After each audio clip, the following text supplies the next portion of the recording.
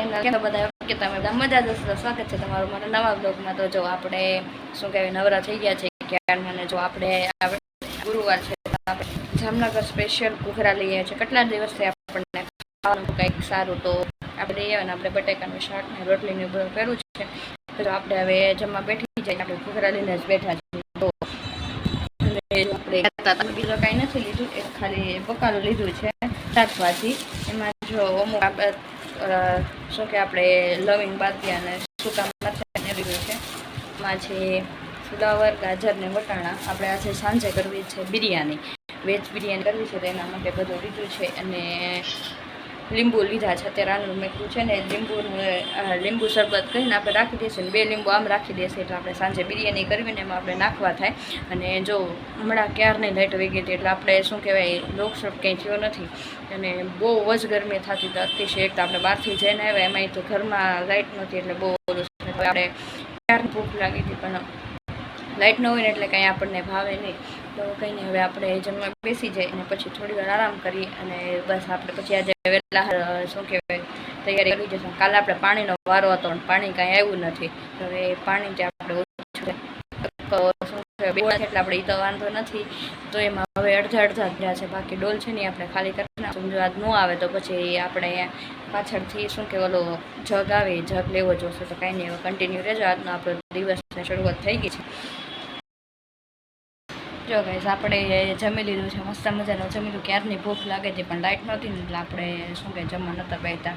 તો જો આપણે જમી લીધું, જો કપડાં બપડા બધું લઈ લીધું છે, કપડાનો ઢગલો આપણે કરી દીધો છે. અમે કપડાં સંકેલી નાખીએ પછી થોડી વાર સૂઈ જાય કેમ કે લાગ્યો છે તડકો, ફૂલ માથું દુખે છે.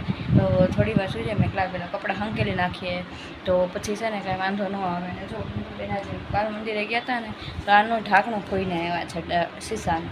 હવે મેં કીધું કાલે તમે ગોતીને રાખજો એટલે કાલે લઈ જાય. આજે ગોતું પણ આજે કાંઈ મેળું ન આવ્યું. તો મેં કીધું હવે કાલે ગોતીને રાખજો એટલે હું કાલે લઈ જાઉં. તો એમણે કીધું છે કાલે ગોતીને રાખીશ. તો હવે જો આપણે ઉપર ગયા હતા આટો મારવા, શું કહેવાય કપડાં લેવા ગયા હતા ને તો આટો માર્યો. તો શીશા બીસાને આપણે સવારે કચરા પોતો કર્યો ને તો લાવતા ભૂલી ગયા હતા. તો મેં અત્યારે આપણે શીશા લઈ આવ્યા. હવે શીશા આપણે ભરીને મૂકી દઈ એટલે પાણી ઠંડુ, કેમ કે આજ મેં હમણાં ફ્રીજ ખોલ્યું ને તો ફ્રીજમાં પાટલા જ નહીં. તો મેં પછી વિચાર મને યાદ ઉપરથી લાવતા ભૂલી ગઈ છું. તો કંઈ નહીં, આપણે હવે શીશા ભરીને ફ્રીજમાં મૂકી દઈએ એટલે આપણે જ્યારે પાણી જોતું હોય ત્યારે આવી જાય. અને આપણે આજે પાણી કાલે નથી આવ્યું, કાલે વારો હતો તો પાણીથી આવ્યું, આજે આવી જાય ને તો સારું છે. નકર પાણીનું બહુ ઓલું થશે. આપણે વાપરવાનો તો વાંધો ન, આપણે ટાંકો છે એટલે પણ શું કહેવાય પીવામાં એમાં પ્રોબ્લેમ થાય. તો કંઈ નહીં, હવે આપણે કપડાં બપડા સંકેલી નાખીએ પહેલાં.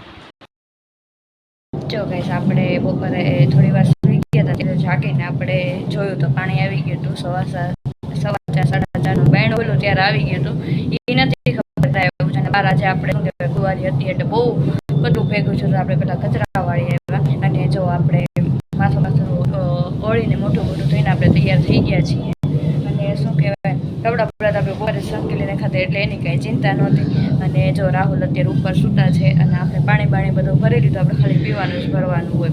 તો જો આપણે પાણી બધું ભરી લીધું છે અને હવે શું કહેવાય વાસણે ખાલી ગોઠવવાના બાકી છે. તો વાસણ આપણે ગોઠવી લઈ અને પછી આપણે રાહુલ આવે એટલે ચા બા બનાવી અને પછી એ જ વિષય આપણું કામકાજ. પાણી તો પેલા હાર આવી ગયું છે એટલે સાંજે આપણે નવરા થઈ જશે. ને જો આપણું આ જો પ્લાસ્ટિક પાછું છૂટી ગયું છે. હવે આપણે એને કંઈક મોટી દોરીએથી બાંધવું જોઈશે કેમ કે કટકા થતા જાય છે, કેમ કે પવન જ એટલો બધો હોય છે એટલા માટે.